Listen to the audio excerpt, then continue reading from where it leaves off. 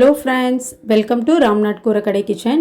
இன்றைக்கி நம்ம பார்க்க போகிற ரெசிபி பார்த்திங்கன்னா, இந்த வெயிலுக்கு நல்ல சூப்பரான ஒரு lunch and lunch box recipe தாங்க பார்க்க போகிறோம்.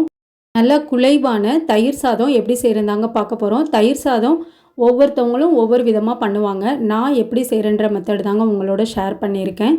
இந்த ஈஸியான தயிர் சாதம் ரெசிபி எப்படி செய்கிறதுன்னு வாங்க நம்ம வீடியோக்குள்ளே போய் பார்க்கலாம். தயிர் சாதம் செய்கிறதுக்கு 1 டம்ளர் அளவுக்கு அரிசி எடுத்திருக்கேங்க. தண்ணி சேர்த்திட்டு நல்லா 2-3 டைம் அரிசியை நல்லா வாஷ் பண்ணி எடுத்துக்கலாங்க.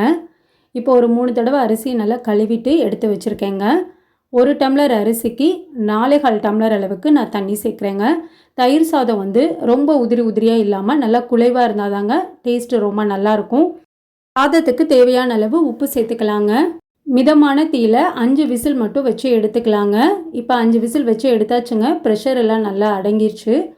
சாதம் பாருங்கள் நல்லா மலர்ந்து வந்திருக்கு. இதை நம்ம கரண்டியில் நல்லா ஸ்மாஷ் பண்ணி விட்டுக்கலாங்க.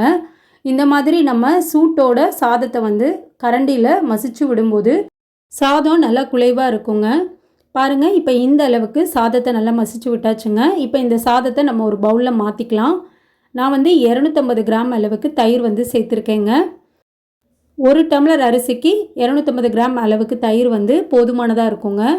இப்போ தயிர் சேர்த்துட்டு இது கூடவே 1/2 டம்ளர் அளவுக்கு வார்ம் வாட்டர் சேர்த்துக்கிறேங்க.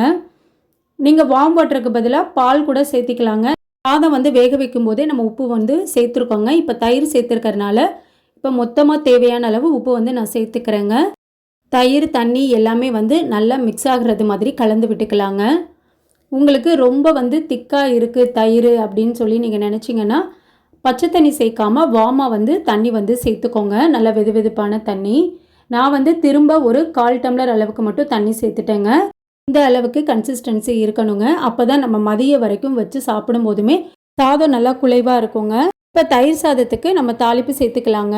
தாளிக்கிறதுக்கு 3 டேபிள் ஸ்பூன் அளவுக்கு எண்ணெய் சேர்த்துருக்கேங்க. எண்ணெய் நல்லா சூடானதுக்கப்புறம் கடுகு உளுத்தம் பருப்பு 1 டீஸ்பூன் அளவுக்கு சேர்த்துக்கிறேங்க. கடுகு உளுத்தம் பருப்பு நல்லா பொரிஞ்சதுக்கப்புறம் 3 வரமிளகா கிள்ளி சேர்த்துக்கிறேங்க.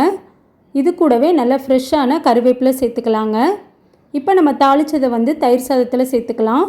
அவ்வளோதாங்க, ரொம்ப குலைவான தயிர் சாதம். 5 நிமிஷமே ரொம்ப அதிகங்க. சாதம் மட்டும் வடித்து வச்சாவே போதும். டக்குன்னு 2 நிமிஷத்தில் இந்த தயிர் சாதம் நம்ம தாளித்து பசங்களுக்கு லஞ்ச் பாக்ஸுக்கும் கொடுக்கலாங்க. லஞ்சுக்கு நம்மளும் சாப்பிட்டுக்கலாம். தயிர் சாதத்தை நல்லா மிக்ஸ் பண்ணி வச்சாச்சுங்க.